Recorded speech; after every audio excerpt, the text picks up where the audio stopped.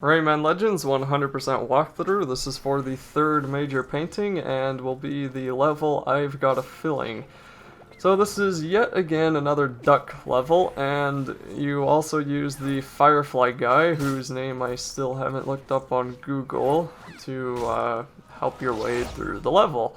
So your first encounter is with Mr. Wizard, who turns you back into a fowl, and that means you have to work your way through the level. You also run into familiar enemies if you played Origins before you've played this game.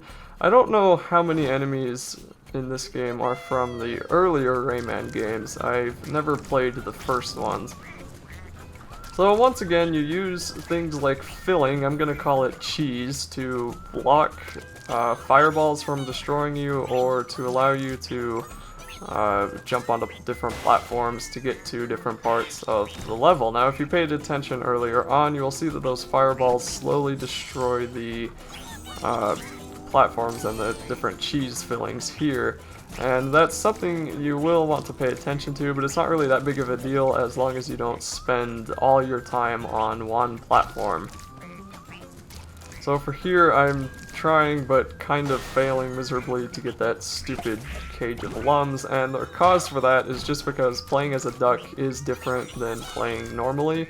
And as I said in the first level of this major painting, the What the Duck level, playing as a duck is different, but it's hard to explain unless you're actually playing.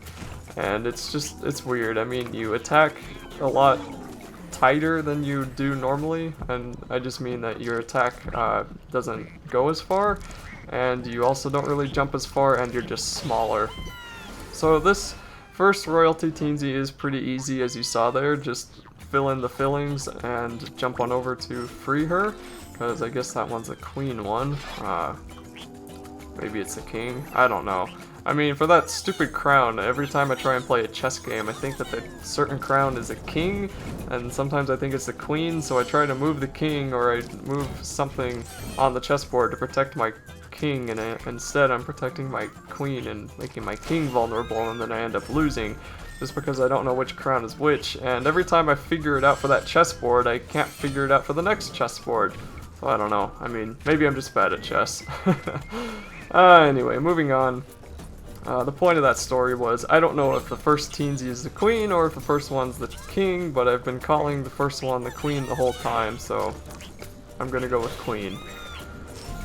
For these next parts, it's a little bit weird because it's a lot of, once again, trial and error, just learning when to use this guy, and once again, as I've said before, if you're on the Wii U, this is generally a little bit easier because you get more control and you don't have to wait for him to move on his own. Like right there, I fell down because the idiot would not move back, and that was just kind of annoying. And like right there, I had to jump on the pipe for him to move on to that particular filling instead of going there on his own. And instead of having me tell him where to go, which is what you would do in the Wii U version because you use the stylus, obviously. So I don't know, I mean, it's just kind of annoying, and I do not like these levels because of him, and they are just a lot better on the Wii U, but I really need to stop ragging on the Wii U like that. So anyway, for that level you need, not that level, that particular part with the King Teensy, you need to ground pound on the brains to bounce on over to him. Try not to die like I did there, and you'll be fine. So once again, for this level you need 600 lums to get the golden trophy, and the only reason I say how many lums you need each level is because it differs. And once again, for maybe any new viewers, this game is set up to where the major, longer levels require 600, and the shorter ones will usually require 300, and bosses need around 100 lums to get the golden trophy. And I think the lums are a heck of a lot easier to get in this game than they were in Origins, and that's kind of a good thing. That was the worst part of Origins for me, was trying to get that big, super fancy ribbon. Anyway, that is the end of this level.